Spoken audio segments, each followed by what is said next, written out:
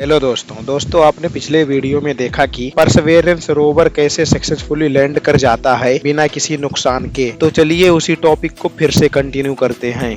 दोस्तों, वैज्ञानिक बताते हैं कि उनका मुख्य मकसद सिर्फ पानी ढूंढना ही नहीं बल्कि जीवन ढूंढना भी है। पानी मौजूद होने की वजह से ऐसा भी हो सकता है कि पास्ट में मंगल ग्रह पर लाइफ भी मौजूद रही हो जो पानी जाने के साथ साथ विलुप्त हो गए। इसी चीज की खोज करने के लिए स्पेसक्राफ्ट को मंगल ग्रह के जजेरो क्रेटर पे लैंड कराया गया था। चौथे दिन परसेवेरेंस रोवर इस तस्वीर को दिखाता है जिसमें आप जजेरो के एक बहुत बड़े एरिया को देख सकते हैं। ये तस्वीर भले ही आपको पास की लग रही हो, लेकिन इस फोटो में दिखाई जाने वाली लोकेशन लैंडर से 2.5 किलोमीटर से भी ज्यादा दूरी पर है।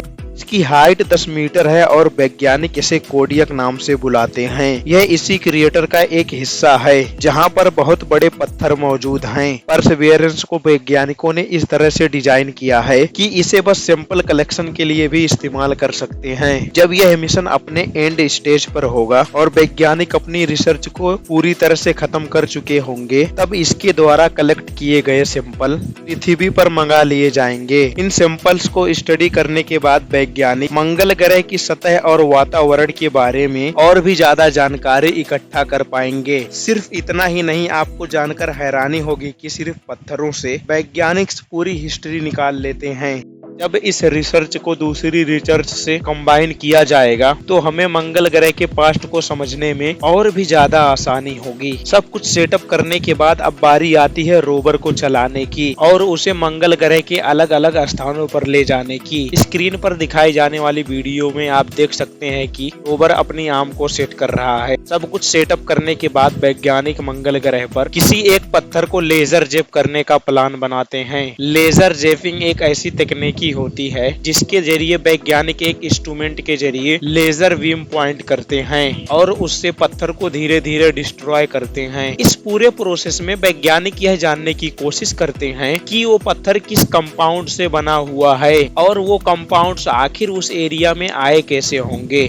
परसेवेरेंस रोवर के जरिए वैज्ञानिक इस वीडियो में दिखाए जाने वाले पत्थर को लेजर जेपिंग करते हैं। वैज्ञानिकों ने इस पत्थर को इसलिए चूज किया क्योंकि यह परसेवेरेंस के बहुत ही करीब था और इसका साइज भी नॉर्मल पत्थरों से काफी ज्यादा बड़ा था। और इसके बाद इस परसेवेरेंस में लगा हुआ कैमरा इस पत्थर का क्लोजिंग फोटो लेता है और इसमें लगा हुआ माइक्रोफोन लेजर जेपिंग की साउंड को रिकॉर्ड करता है। इसमें 30 बार लेजर शूट होने की आवाज सुनाई देगी क्योंकि इनकी फ्रीक्वेंसी एक दूसरे से अलग है, इसलिए शायद आपको इसमें कुछ लेजर जेपिंग तेज सुनाई दे और कुछ धीमे। 3 मार्च 2021 को फाइनली परसेवेरेंस रोवर अपने पहियों को सेट करने की एक वीडियो भेजता है। सिर्फ इतना ही नहीं, उसी दिन वह पहली बार मंगल ग्रह पर कुछ डिस्टेंस भी कवर कर लेता है।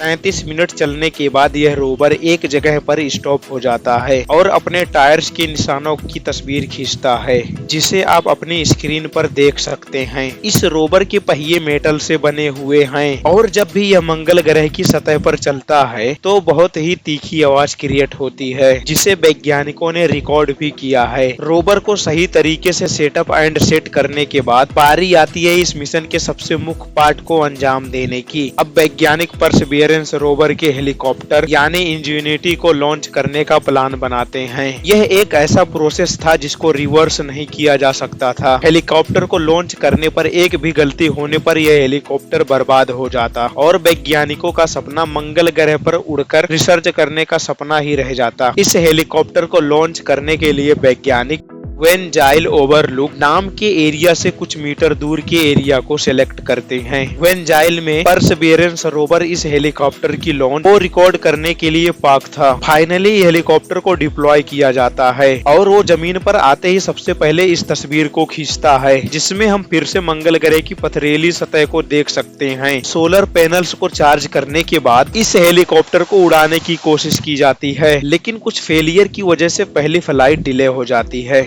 वैज्ञानिक कोई भी निर्णय जल्दबाजी में नहीं लेना चाहते थे।